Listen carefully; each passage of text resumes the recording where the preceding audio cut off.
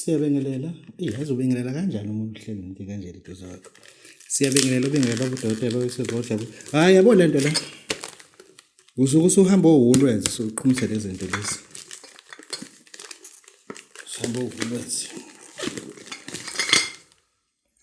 Ake ngibeke ethunja ngaboni lokho.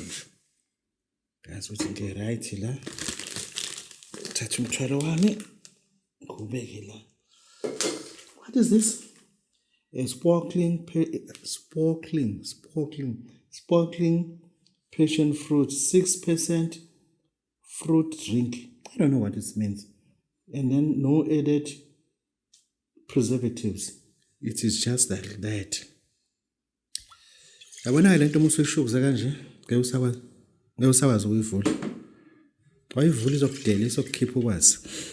This is Baba Udokotela bowesizodla umfana omhlanje akhe lumzulu amanqinisa ngesonto futhi angixolise Ubaba Udokotela wenyanga umela lapho endabuko. Ngisebenzela ibuilding ethu iNedbank House building lapho ngikhona. Ngiyathobeka kakhulu ukuthi sesiyakwazi siyawa migrating to ubunyanga basendulo. Just now soon or later you start to see but sizokwenza into ekuthiwa smooth transaction. What I mean by smooth as from ubunyanga basendulo you'll start to see izinyanga nakhona, and thereafter will be transaction to Baba Udokotela completely, and thereafter all videos will be starting to pop up that side.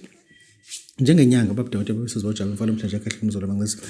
I had a trip that was scheduled for me to go to Mozambique ngephasika, but that is all has been changed.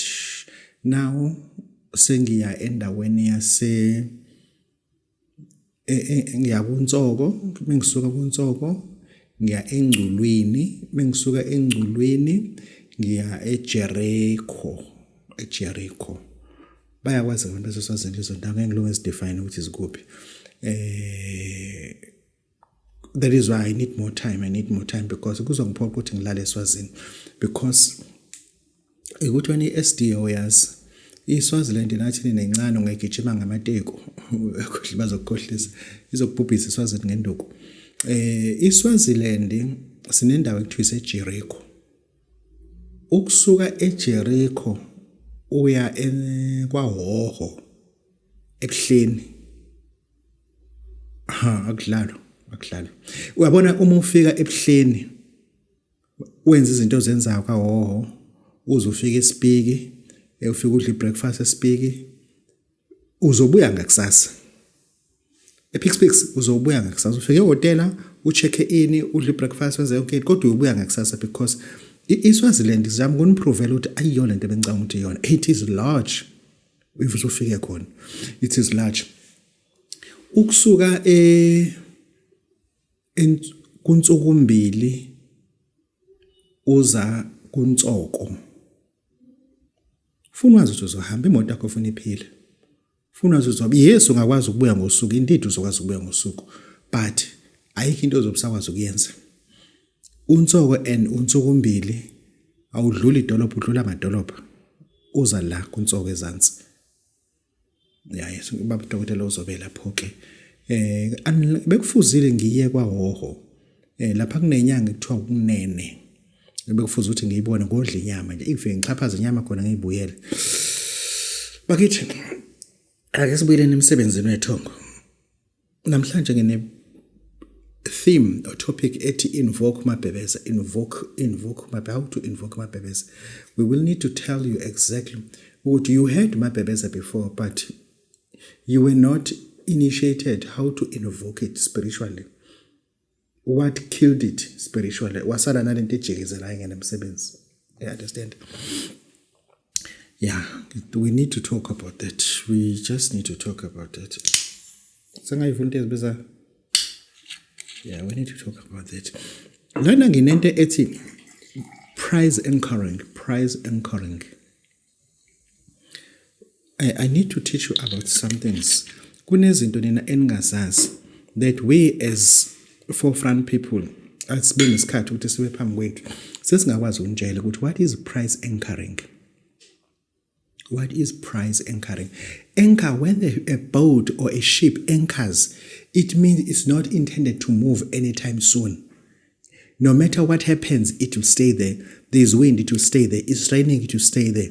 The storm is still there. The storm is yeah.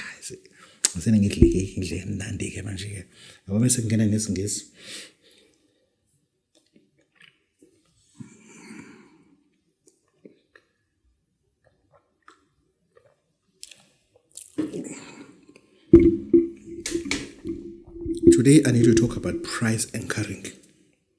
Why do we anchor the price when we charge something? We anchor the price because our model is to stay there. As long as we can stay, we could anchor the price. Price anchoring is once you start to know these things, ngeke ube nama shift and changes. Uyamthola namhlanje into umuntu iseyimali engaka inama price ashintshayo because the price has never been anchored. It's not in njenganami ubaba udokotela. I need to teach you about this as well. Ngingakhe umuthi esubizwa untombe kayibhinci. Untombe kayibhinci, it's something like this. I'm not marketing it today. It's something like this. Okay, it's fine. Untombe kayibhinci swakhele abantu abazishimana abafuna nje ukuthandwa zintombi kulungile. Asiphumeni lapha. Price anchoring is this. Njoba ngwakhile untombe kayibhinci, left or right uhlezi 1500. Why 1500? Ama-ingredients akhona anomthelela ukuthi price has to be anchored because of R&D, research and development. Because of R&D, the price has to be anchored for certain time because when you anchor, which means we are not stationary as if you are ditching out the boat or a ship. We are anchored so that one day when you are ready, finish doing what you're doing, you can de-anchor the chains and will musuyahamba.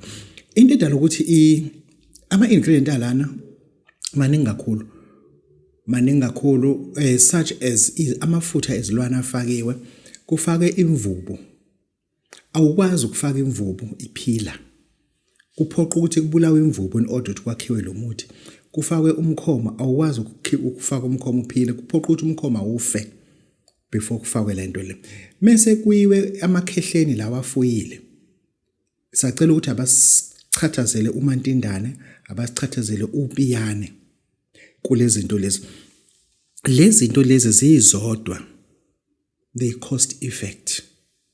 Ayikho inyanga engakunika le nto leyana unless ikuthembile ngoba izinyanga eziningi zisebenza undercover senzala abaphoyisa.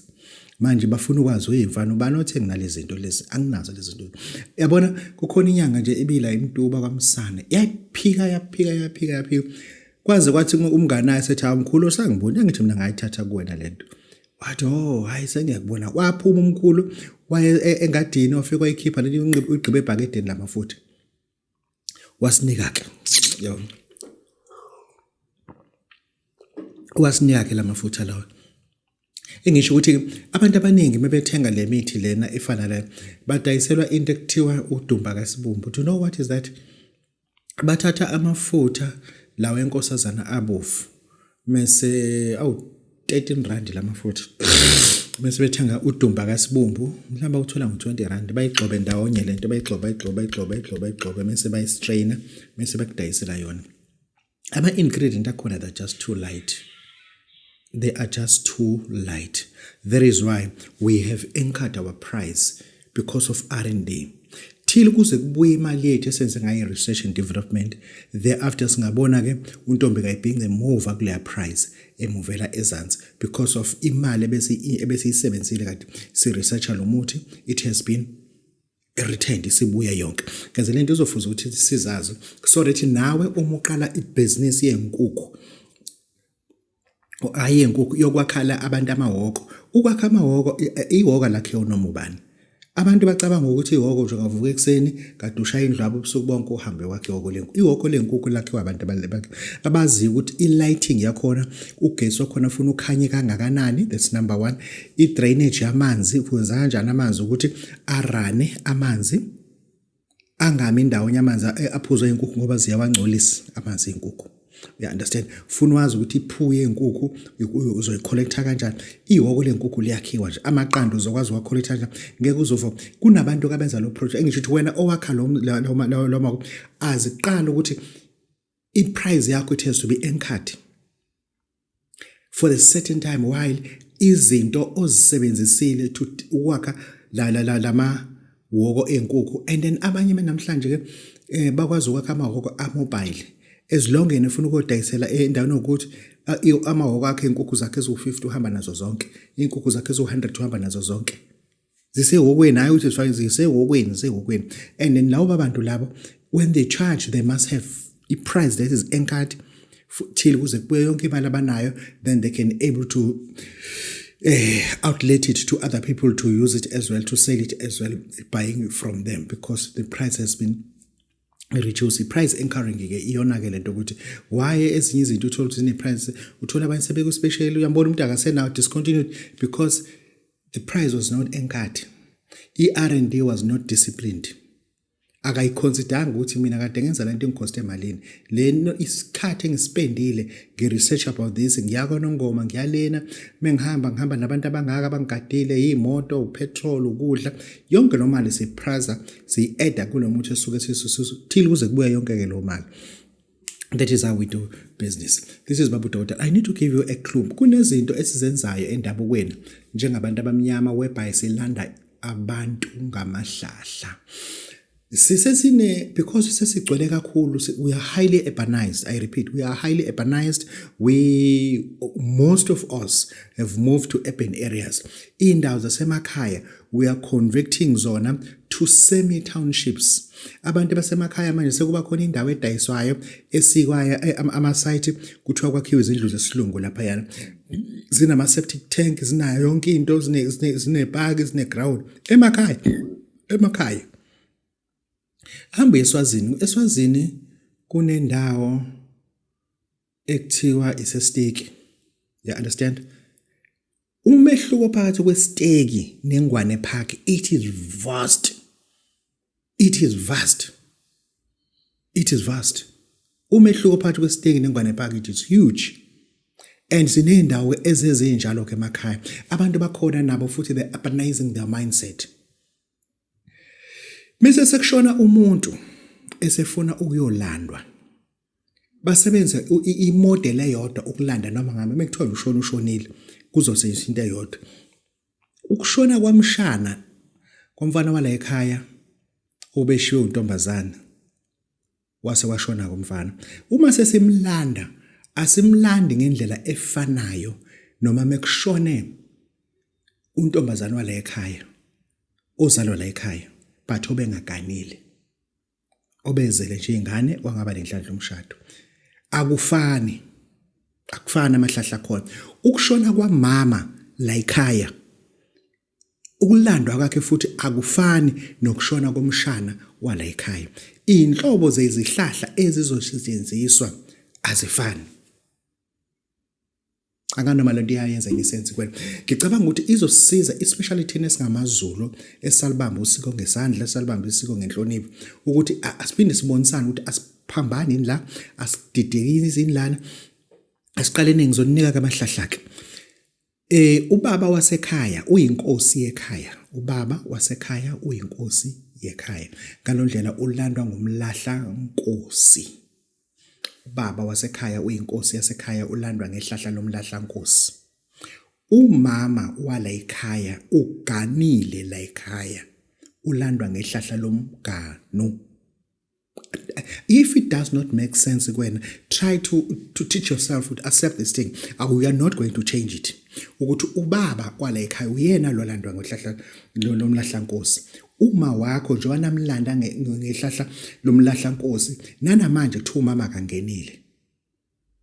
Nenza ngoba nakhokha nenza yonke into usephinda wangangena futhi ngoba walandwa ngehlahla elirongo bedinga ihlahla lomgano ngoba uganile. Lento ngizocabanga ukuthi nalaba ababhizi kakhulu ngokungenisa abadala abazi ukuthi yini lena esiphazamisile ngoba akufuneki kufike la sekuthiwa imithetho ayisebenzi. Asize kumzungulo. Umzungulo la ekhaya Ukushona kwakhe engozini yemoto nje kade besikoleni nje kwashona okuncane. Uma sesikulanda asikulande ngehlahla lomlahla nkosi. Asikulande ihlahla lenkosi. Asikwazi ukulanda umzukulu la ekhaya ngehlahla lomlahla. Sidinga ihlahla lomzungulu. Misizolanda ke umntwana la ekhaya obe umzukulu. Either uzalo umfana or uzalo intombazana kodwa manje umzukulu la ekhaya sidinga ihlahla lomzungulu. Uvese ke umntwana ushone noma wakhe. Uma wakhe yena sizomlanda ngehlahla lomthole. Ngoba uyisithole. Solanda ngehlahla lomthole. Lezi zinto lezi we need people abangasilinda basigayide kahle ngoba siphazamiseka kakhulu for us to sis understand ngoba yabona nje namhlanje sino Natal sinayo yonke sine province enegama lesingisi. Sibe thina singesona isingisi. One day when the time is right, this province will be called KZP. This province, when the time is right, it will be called KZP.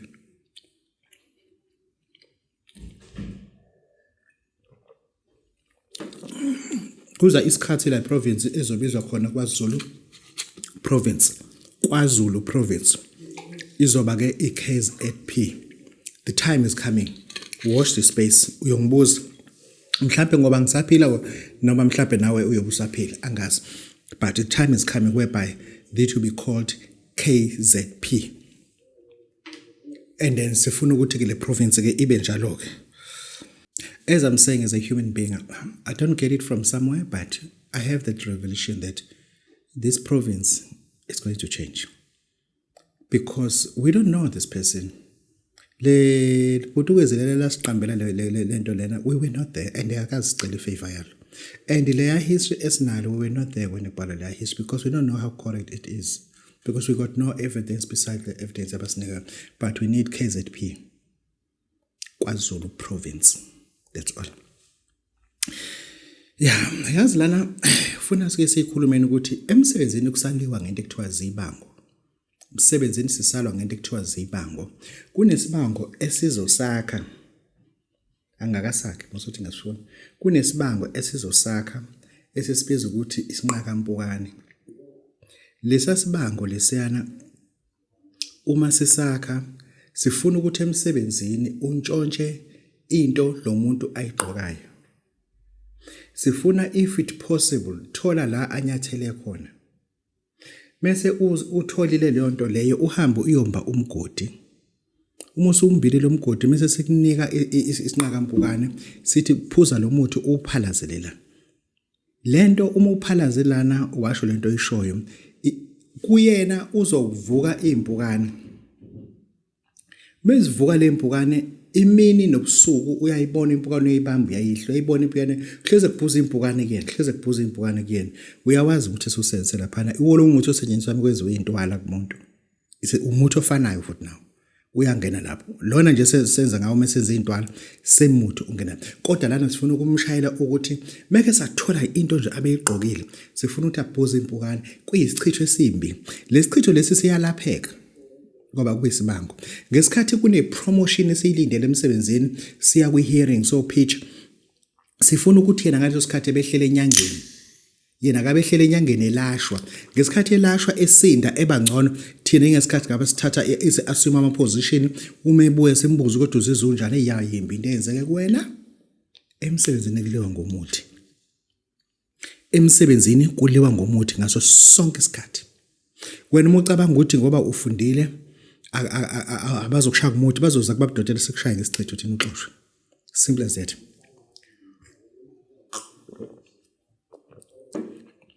ile nto nje bazokushaya ngomuthi ngoba ufundile. I repeat, this is Babu Dokotela again. Putting to Babu Dokotela TV, it's going to happen just now.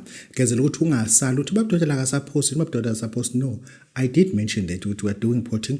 We are moving from this to that old generation. We're going back there and we're going to be explosive. We are going to be explosive. Yeah, this is Babu Dokotela. This is Bajabulile. Kunezinto bakithi kunezinto abangazitshelwanga ekufuza ukuthi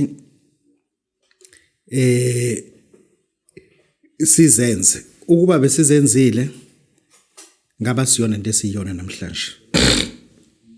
Sithande kakhulu abantu bomndeni. I repeat, let me ngidle ikhekhe ngeke ngiye kudla ikhekhe.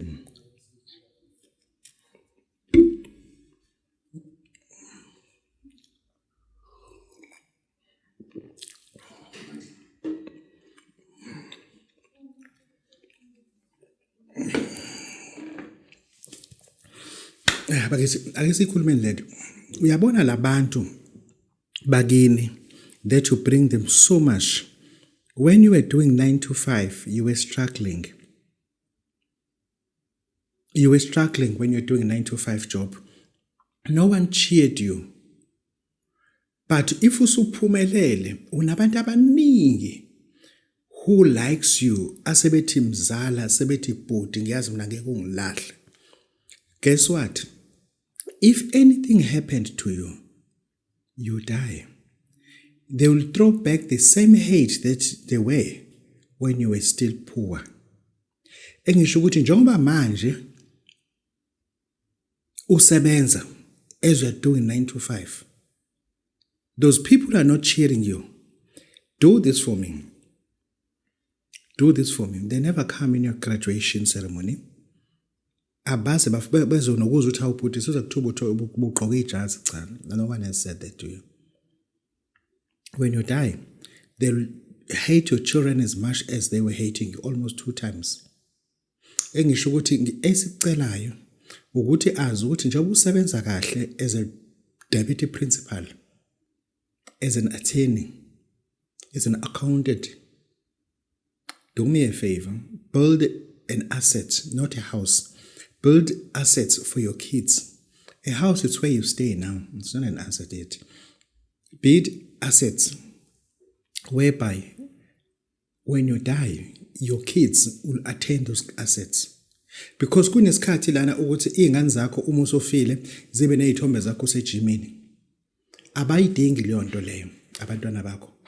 Abayidingi leyo nto abantwana bakho. Sifuna ukuthi wazi ukuthi uma ufa izingane zakho ngeziqoqa amabhodlela eHennessy la kade waphuza zowadayisa. Ngeke. Ama likes onawo ku social media asizorent ingane sakho asizorenta ngawo.